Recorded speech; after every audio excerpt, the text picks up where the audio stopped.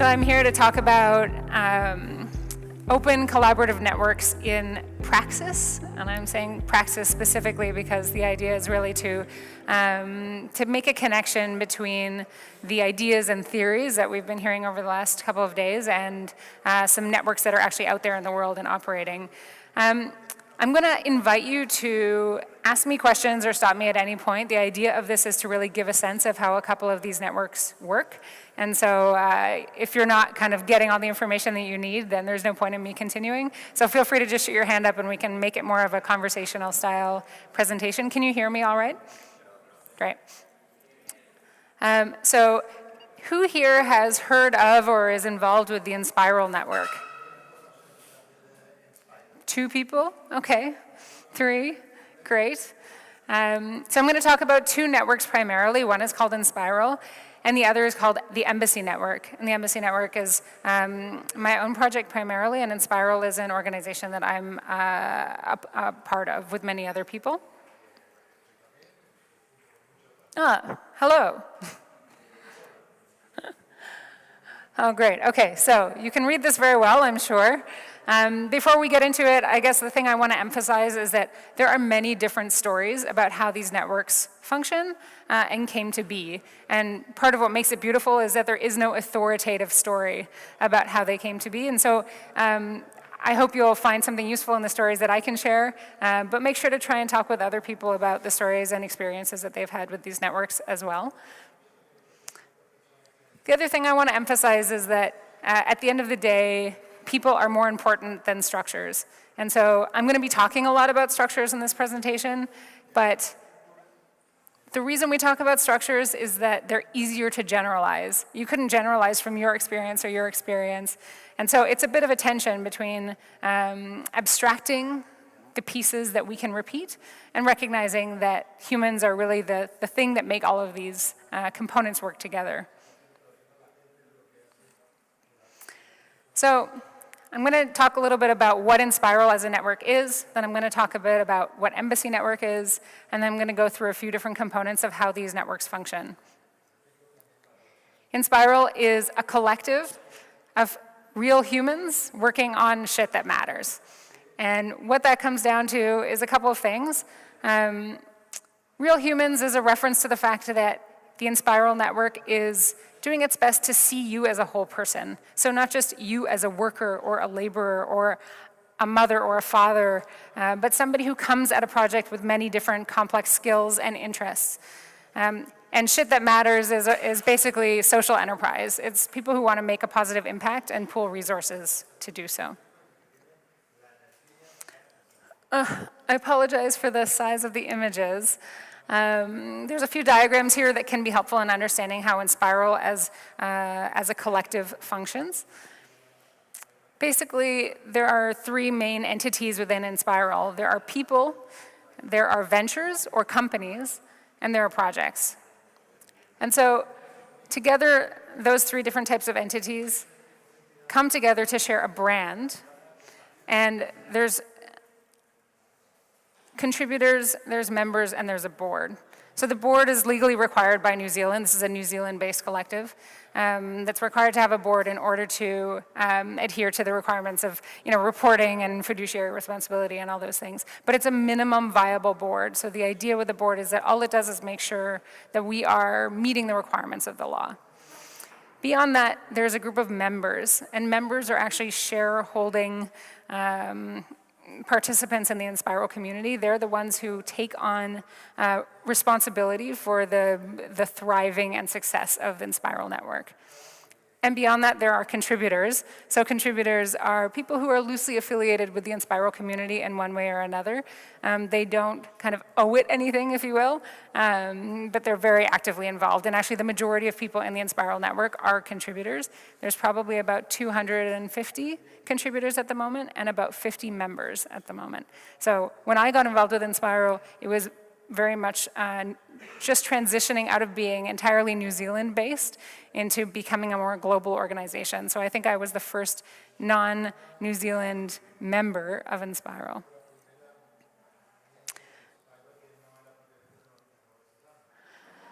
So Enspiral decision-making is done, again, as a community. We use a tool that's called Loomio. It's a piece of software that I'm going to talk about in a little while. Anyone can raise a proposal for discussion within Enspiral. So if you want to talk about something or if you want to make a decision, you could raise a proposal, I could raise a proposal. It doesn't matter where it comes from. And the way that that proposal is approved is, again, through the software platform called Loomio. And there are different notions of what constitutes an approval of that decision, but by and large, the majority of decisions that we make are done essentially as long as nobody blocks it, and ideally nobody is expressing concerns, then the proposal will pass. We have slightly different processes for more significant decisions, and there's a handbook online that you can go and read all the details of this, and I have a link to it later in the presentation. A good example of decisions that need to be made, and one that's often a question that comes up with Enspiral, is how do you get in and how do you get out of Enspiral? You hear about these kind of like big, crazy collectives, and the question is, how do I become a member, or how would I maybe get kicked out or opt out if I wanted to? So to become a contributor in Enspiral, really the only thing that's needed is for a member to invite you to our communications platforms. To get out of that, you just say, yeah, I think I'm going to take a break for a while, or I'm finished, or this doesn't work for me, or whatever. Enspiral contributors are asked to make a contribution of, I think, about 90 New Zealand dollars a year to cover the cost of operating our software platforms and other things to support the community. If people can't afford that, then that's fine. We find other ways to support that. But it's also a way of having people actively opt into the community that we're creating. For members, it's a little bit different. It has to be a 75% participation by the other members who say yes to vote you in as a member. So it's obviously a higher level because these are, the card-carrying, shareholding members of Enspiral. There's no money associated with having a share of Enspiral. It's only a decision-making right. To get out of being a member, I think, is a really interesting process as well. There's a few different ways. Members are asked to re-opt in every 6 months as well. And so at any time, a member can say, right now, I've got too much other crazy stuff going on in my life. I'm going to take a break for a while. So a member can go on hiatus and step back from being a member, but can opt back in at any point in the future. Or they can step back altogether and say, I'm moving on to other things in my life, and, best of luck.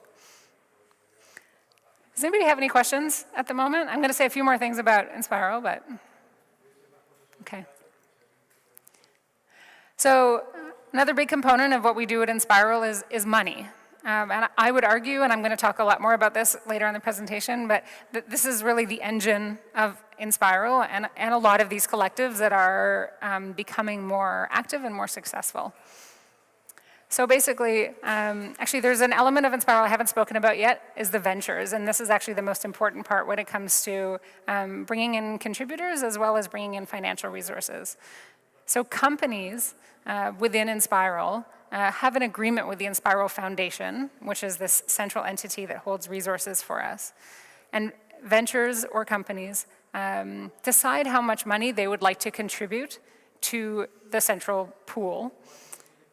And this can be on a monthly basis, it can be on a quarterly basis, and it can be a function of revenue or profit, or it can be a fixed amount every month, whatever it is.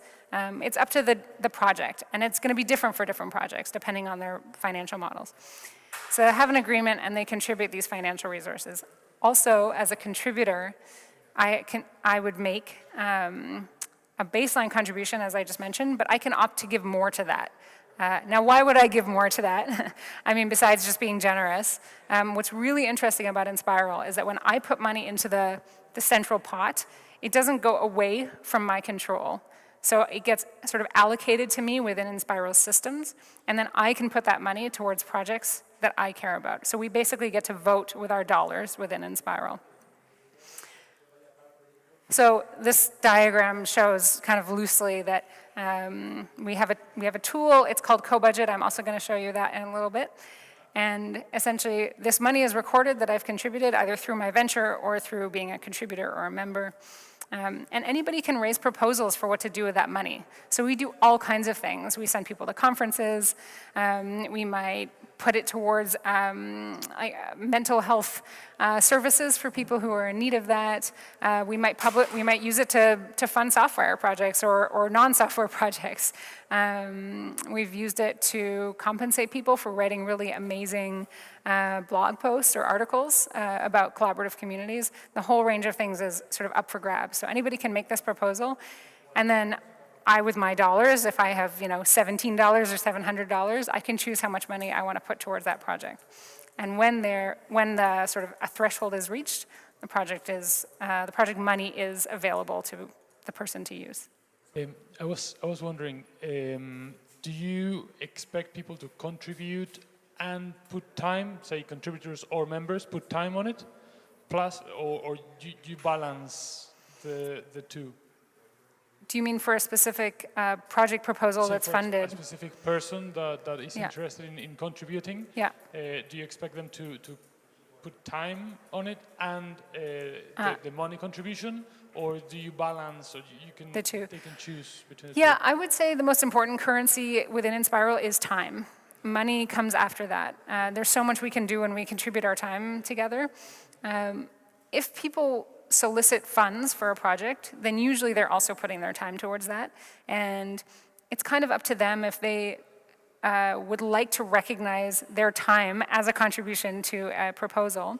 Then they can say, I'm foregoing, say, other paid work, so I'd like to be paid for this project, and this many hours and this many dollars per hour. So it's very customizable. Or somebody might say, I'll contribute my time, but I have to pay for like a flight to go somewhere. So it's pretty flexible. Does that answer the question? Yes, the follow-up question would be a really short one on how do you get global on that when time spent is not paid the same amount in X place and Y place? Yeah. I guess the short answer is it's certainly something we recognize, and to a certain extent it's something that we're able to use to our advantage when possible. And I think that is a reality. We have a lot of people who are traveling around to different places in order to live more affordably so that they can spend time on projects that they care about. And then, actually, when I talk about the Embassy Network, you'll see that we have some other projects that we're working on basically helping people stay in more expensive places more affordably. So down here at the bottom, I'm just going to tell you the link. It's handbook.enspiral.com. And this is an open source. It's like a Git book, if you've heard of that. Listing of all of our internal agreements, etc. That is really nice to browse through. And you can take a copy of these. You can use it for your own organizations, etc. So the second project is called the Embassy Network. And the Embassy Network is a global network of co-living spaces. So this is like co-housing, communal living, intentional communities that are using housing for greater aims. Our communities are independently owned and operated. So each one of them has its own kind of managers, its own financial model, its own vision, its own brand even. They are community-driven, which means that it's really about what the community's vision is and something that the community wants to go about. These are not primarily like for-profit places with some external investor and manager in them. Each of the communities represents a particular vision for how they think the world could be. And we kind of, as a network, exist to celebrate that and to amplify it. So they've got some kind of aspirational aim, and they are using housing in support of that, as opposed to housing just being this thing that you go home to retreat from the world. It's a place that you go with an Embassy Network to amplify your own projects and visions.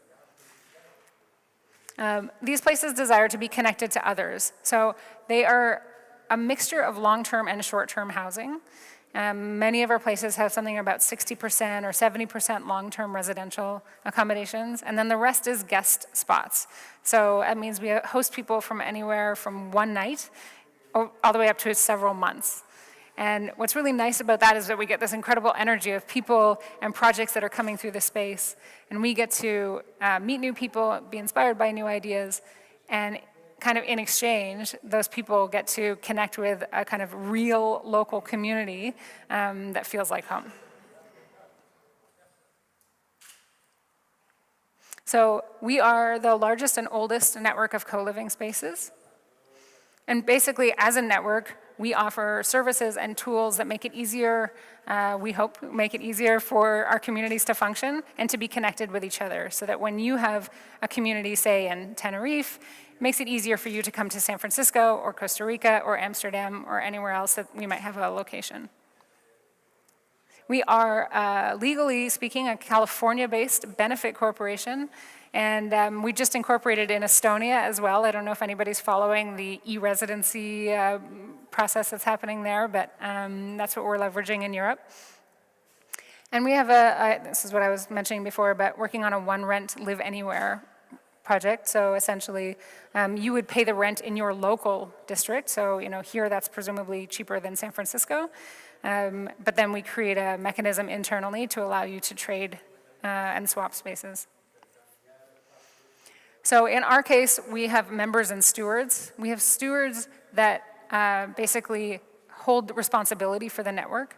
And members are a much looser group of people. They might be residents of houses, guests, or people affiliated with each individual location. And all of those people, sort of analogous to the Enspiral community, all of those people are invited to our communications channels, and even to participate in our decision-making processes and in our financial collaborative budgeting process. I wanted to raise this point about exclusivity because I think Michelle yesterday mentioned that one of the things about these participatory collaborative communities is that there is often a tension between kind of trust and intimacy and collaboration and familiarity and openness and access. And I don't have any sort of magical answers to that, but I do think it's worth highlighting, especially when we're talking about housing, because housing is often the place that people look to most critically to feel safe and to feel comfortable. And so balancing these two tensions is just something that I guess the main way we address that is just by holding it, recognizing that both are always at play. So what I wanted to do, now that I've kind of given an overview of these two groups, is basically is sort of step back from, that's where they are now, and a lot of people get really excited about what they're up to because it sounds very kind of big, and it sounds like they've done a lot of things. But I don't think that necessarily helps if you want to start something like that yourself, because it sounds really kind of, or if it was me, it could sound very overwhelming, and it's kind of a lot to go from like starting from zero to this big, major international thing with all these agreements and software products and all this stuff and companies. So I actually wanted to go back to the beginning of how these groups started to make it clear that it's really simple process to get going. And within that, to me, there are three kind of patterns that I think are very relevant for each of these communities and also for Tenerife specifically. The first one is the margins, or looking at marginal resources or time or people or needs. The margins, I think, are one of the most powerful dynamics or tools we have at our disposal to create dynamics for change. So, for example, the margins being if you are in any way outside of the status quo or the mainstream societal structures that work for the majority of people, then sort of by definition, you are in the margins. So margins are a dynamic, introduce a dynamic of change or an opportunity for change. The second, and I love this one because it's very like energizing and empowering for me, but it's about permission. So permission is a really important part of starting any kind of group like this, and the point being, you have it, or take that permission and really own it, because there's nobody out there who can really give you permission to try and hack the system or change the way things work. You really just have to, of course, it's hard, but somehow we have to get over the idea that the existing system needs to legitimize our desire for a new way of doing things. And the third key item, if you will, is resources. At the end of the day, there's so many people with all kinds of grandiose ideas about how we could change the world, And so the most important thing, I think, is actually to do the smallest possible step you can and just get started concretely with some specific resources. So resources could be your time, it could be money, it could be materials, but actually finding a way to map concrete resources into some of these new structures is kind of what gives like some meat to what you're doing, right? Otherwise, it's just ideas. So, taming the monster being the big, intimidating idea of some crazy international collective that we're not sure how to do. Stepping back a little bit, just to talk a bit about Enspiral and how Enspiral got started.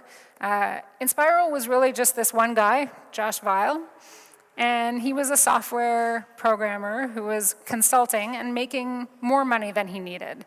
And the work he was doing was not very inspiring. And so he thought, well, I could take some of that money that I'm earning, and I could put it towards socially minded projects. And actually, if there was a few more people who were doing that, we could pool that extra money that we're putting towards socially minded projects. We could probably even hire somebody. And so he had just a simple, I don't know what you have here, but an LLC or like a limited liability company. And they just started to do this in fits and starts. They had no software tools, no formal processes or agreements. They used spreadsheets to track things. But they got started, and they just got started with their own funds, and were able to really turn it into something that was quite exciting and quite interesting. And once they were pooling their resources, what happened was that other people said, that's really interesting. You're actually doing this thing. Could we maybe participate also? And so that was how Enspiral split out from just the consulting arm into a foundation and the consulting arm. So instead of putting the pooled resources into the center of their own legal entity, they then started putting those pooled resources into the foundation. But what that allowed was other people to also start putting their resources into the foundation, so that you had an even bigger pot of resources, of dollars, to be allocating collectively. In his case, the margins, if you will, were that he was just one guy, and he wasn't trying to change the systems of work or ask New Zealand for some new policy. He was just one dude, and he just decided to use his the marginalism of himself, and also to take permission, to give himself permission to amplify purpose and a socially minded attitude towards his work. And now, of course, we have many nations, we have handbooks, we have software, we have legal processes, but it didn't start that way. Similarly, with the embassy network, we have this global network of spaces right now. We've got software connecting them together. We've got processes for collaborative budgeting. We've got all those same things, decision-making. But when we first started, we were basically a bunch of young scientists who had rented a house together, and we wanted to create a community. But what we noticed was that people were traveling a lot, and so the house was often under-occupied, as well as that we had a lot of extra space because it was a sort of like typical mansion, like just with a lot of unused space, and it felt really empty. It didn't feel fun and collaborative. And so we just thought, well, what if we use that space for guests? When somebody's traveling, or if we have an extra room, why not host people who are coming in from out of town? And we didn't worry about, regulations on guests or how much we should charge or whatever it was. We just thought, let's try it and let's see how it goes, and we can iterate from there. And so in our case, we leveraged in our case, we were covering our costs of rent, for example, and utilities already. And so it wasn't a risky proposition. We only had this marginal extra cost, which was there may be some operating costs associated with hosting guests, feeding them, utilities, that kind of thing. So it was a pretty marginal risk for us to take to start hosting guests and see how it worked. I also just think the Awesome Foundation is a really great example of an organization that addresses these 3 points I mentioned. The Awesome Foundation is a philanthropic organization with groups in cities all around the world. Is anybody here part of an Awesome Foundation group or heard of it? So Awesome Foundation literally gets 20 people to contribute $50 or euros or whatever it is every month. so a very marginal amount of money for most of those who are contributing. And together they have this pot that's $1,000. And then they take that pot of $1,000 and they give a grant to people in the community who are working on projects that they think are cool, interesting, valuable, meaningful. It's totally up to them. And what I love about this project is that it really gives agency to people to make impacts in their communities and to take the sort of permission back. You know, they don't have to ask some external foundation for permission. They're just deciding to pool their own resources and do something that they care about. So the main message here that I'm hoping to convey is to start simple and to iterate from a basic experiment. And that from there, these very complex, these things that look complex emerge, but they emerge organically. So you don't start with a complex thing. You don't start with 25 different agreements and 10 different ventures.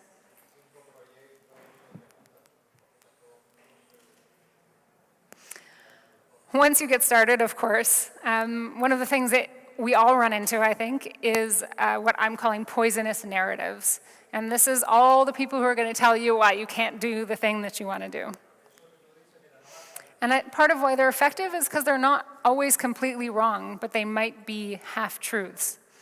So a lot of the common things that I have heard and that I expect you will hear if you try and start an organization or a group like this includes things like speed. This is a very slow way of doing things. You're not making enough progress. You're distracting yourself by trying to reinvent the wheel.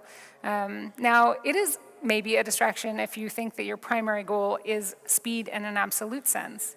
But part of what you're doing is you're both reinventing the system and you're operating in that system. And so it just depends what your priorities are. If your priority is to reinvent the system, well then it's certainly worth investing your time and resources into thinking about that while you're doing the operations.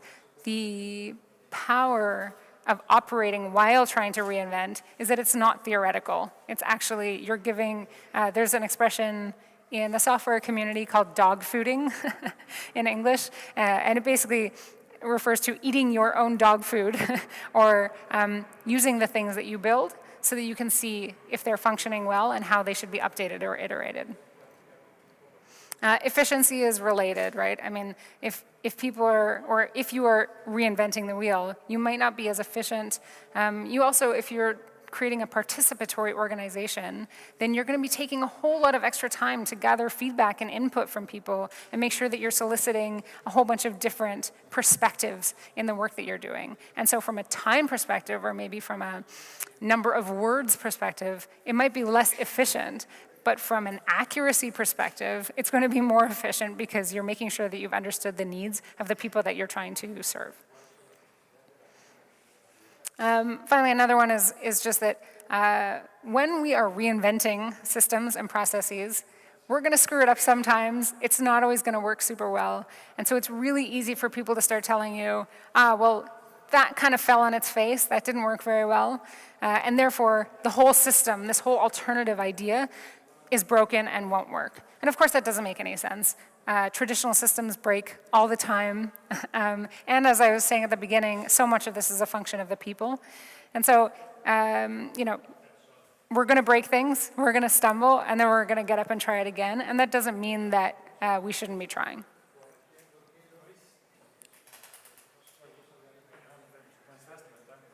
Which one? The last one. Oh. Well, this was sort of a play on, I was just thinking, so this gentleman was asking what this last one on the bottom is here.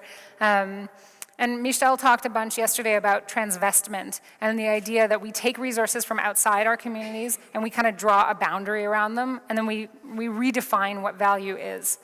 And essentially what I'm saying is that we should do the same thing with purpose and with our values. So when we should draw a boundary around these communities and then use the community to evaluate if we are achieving our mission, if we are succeeding at our goals, as opposed to looking outside of that community to be sort of legitimized, because it's unlikely that the status quo is going to legitimize you know, something that is trying to undermine them.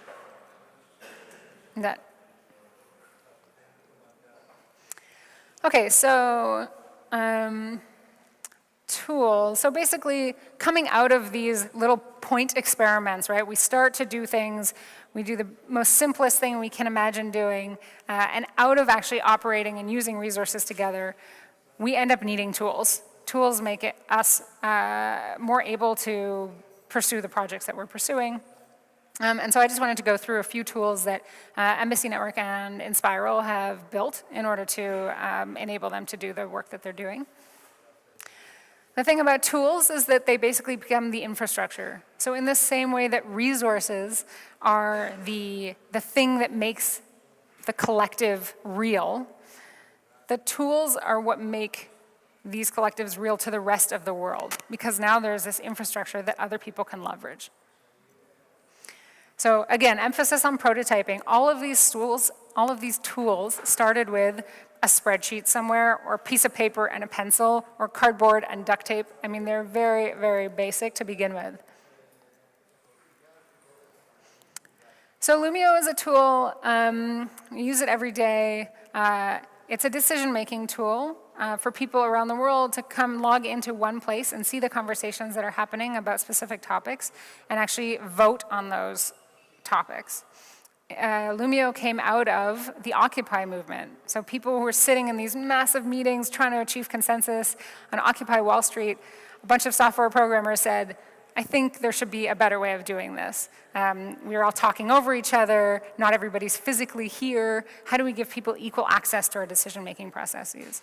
And so Loomio was a project that started from that group of people, was incubated within the Enspiral network, and as it became clear that this was a service and a tool that many more people could use, it actually got spun out as its own venture. So now it's its own legal entity. It's all open source software.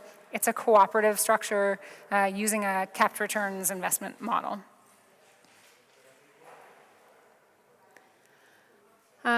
Sorry, I want to say one more thing about Loomio. One of the great things about Loomio for these communities, especially when we're talking about a lot of these open networked collaborative groups are very physically disparate. They're all over the globe. And so you take that Occupy Wall Street challenge and you amplify it by languages, by time zones, by very different communities.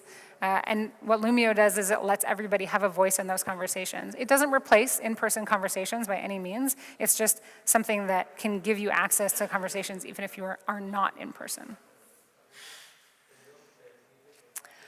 Cobudget. So this is the tool that evolved after many years of Enspiral community using a collaborative budgeting process that, again, was essentially managed from spreadsheets. They're very breakable. But it worked, you know, it worked for a long time and it worked well enough that we didn't have to go out of our way to build an expensive software platform because people's time is expensive. And so it's a big decision to decide to invest in a new platform. What Cobudget does is it lets us record a certain number of dollars that each person has in their account. And then it just facilitates that process of making a proposal for a certain number of funds. And then people get a notification saying, Sarah made a proposal to go to this conference and she would like 500 euros. And then you can decide, I might put 17 euros in it, you might put 20 euros in it. And then again, once or if she reaches her goal, then that money would be allocated for her to work on that project. Does that high level make sense?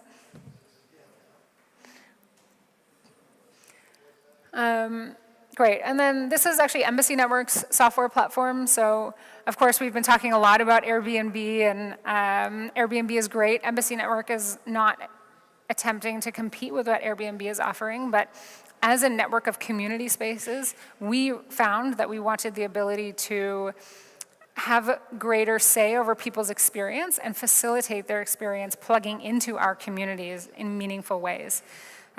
So by having our own booking system, it's not so much about the booking system, it's about being able to give people access to each other through profiles, to tell them about events that are happening in the community. So when you have a booking with us, we know where you are, roughly speaking.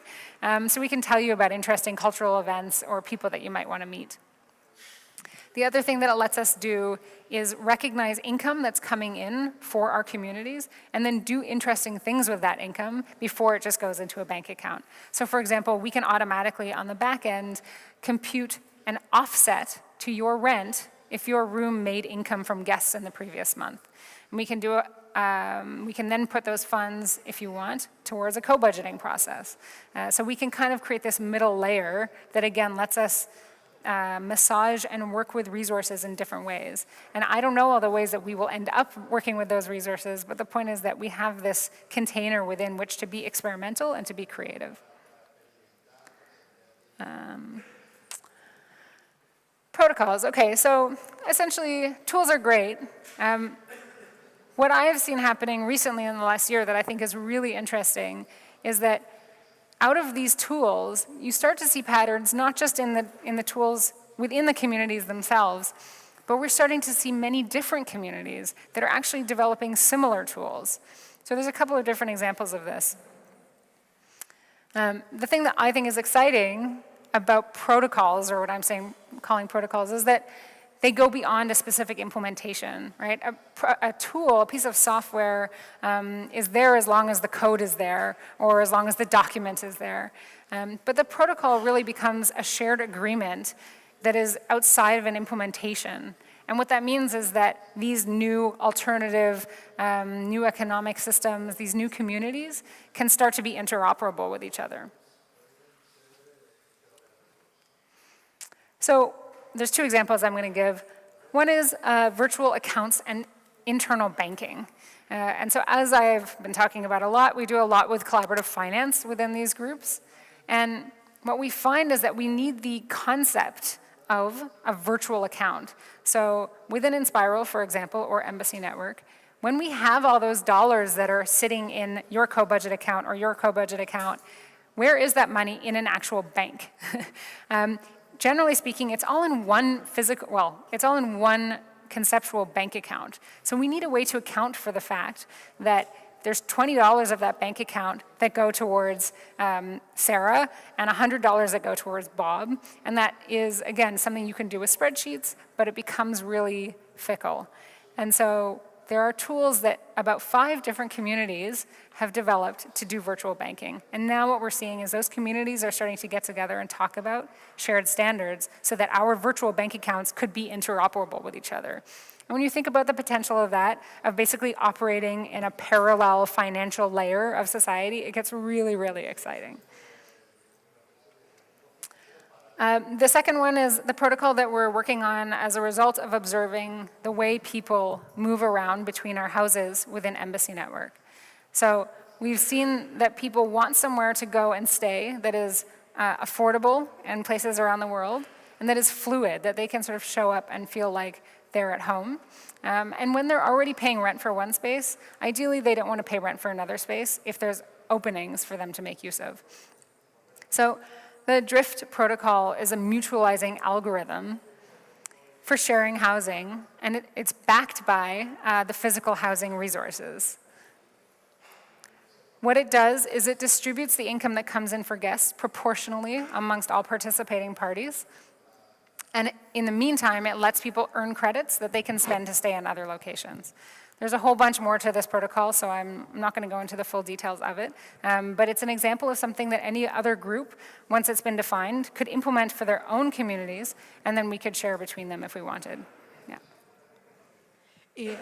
Quería preguntar, ¿el Bitcoin es una moneda equivalente, una forma de financiación equivalente, parecida, similar a lo que estás explicando? Can somebody translate that for me? How would Bitcoin play a role in these protocols or with this system? Yeah, thank you. Thanks. So I think that there's a lot of potential for using Bitcoin for something like this. There's 2 questions that we start off by asking ourselves. Generally, Bitcoin is very appropriate in a situation where you don't necessarily have a high trust organization. And so at the moment, technically, it would be very interesting for us to use Bitcoin protocol, but it's more difficult to implement that way. So to begin, we're using a traditional architecture for that. That is a centralized one. But you could definitely see how once that is functioning, you could use a blockchain-based wallet system of some kind so that people could basically keep their own wallets of drift. And then you could show up here, you could be offline, you could be totally, who knows what. Or you could be, I think, at the interface between different types of networks would be really effective because that's where trust is lower. If you have, say, networks that have very different identities that maybe don't know each other as well. I hope that makes sense. So just wrapping it up and coming back to Tenerife, because that's where we are, I wanted to touch on these 3 points that I think are really interesting patterns for starting open collaborative networks. The first being the margins. Tenerife is, arguably in a slightly marginal physical location. It maybe has a marginal population size, statistically speaking. I don't think of marginal as bad. Again, I think of marginal as being where the dynamics of change come from. And so I think it's a massive opportunity. If you don't have any kind of marginal dynamics in your community, it's a lot harder to motivate creating change. The second, permission. It seems like the permission is here. You've already given yourselves that permission to hack the system because we're all sitting in this room.